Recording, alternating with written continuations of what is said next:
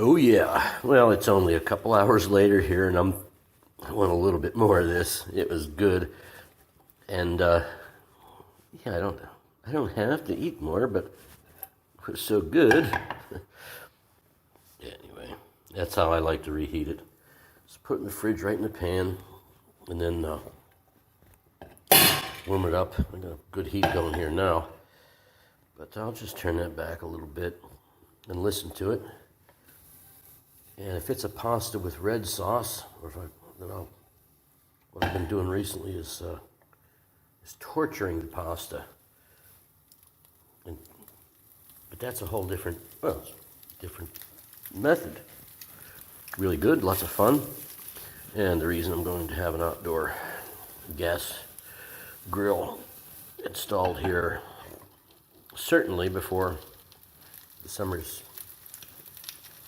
out. Okay, hear that?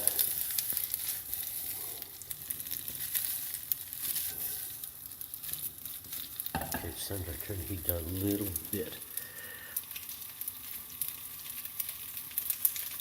Yeah, let's go right there. And we're hearing that. It's talking to us. And they don't, I mean, somebody told me, no, it was at a pizza shop.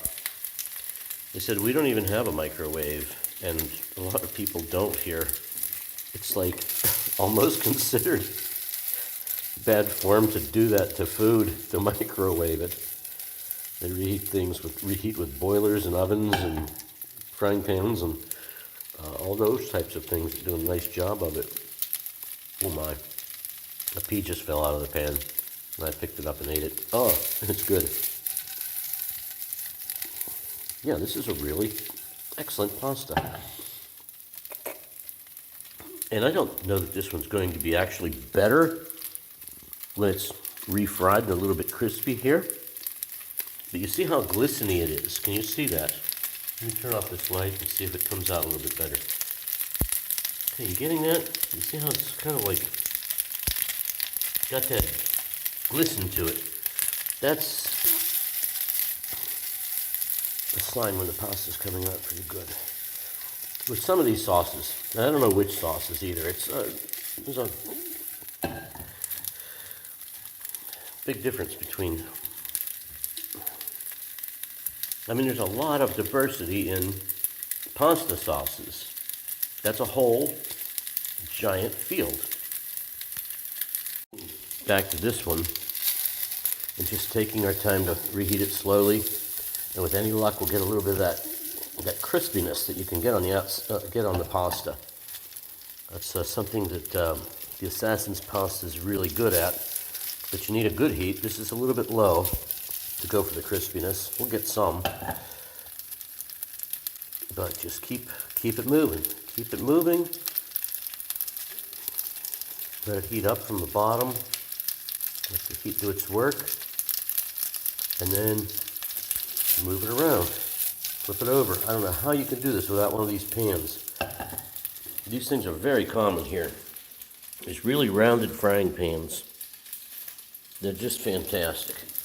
You've got to work on your technique a little bit. It does take a little bit of arm strength with some of these dishes, depending on how much pasta you're cooking. And fortunately, I've got enough to manage that.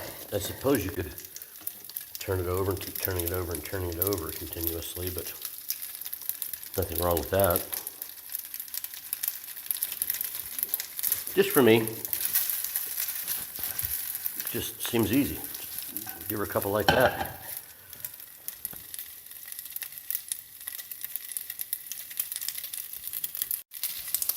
And if you do want to go for a little bit of extra crispy, that piece, just leave it sit a little bit longer between the time you shake it.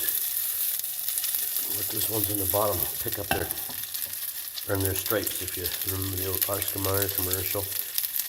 Let them get that little bit of brown crispiness in there. Nothing wrong with that. It's interesting. It's fun.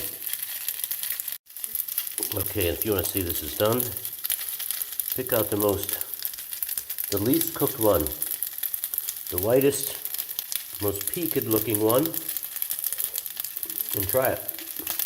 And yeah, yep, it's all hot. It's nice and hot. Oh man, so tasty. And let's reserve this. Let's get some of it in a bowl here.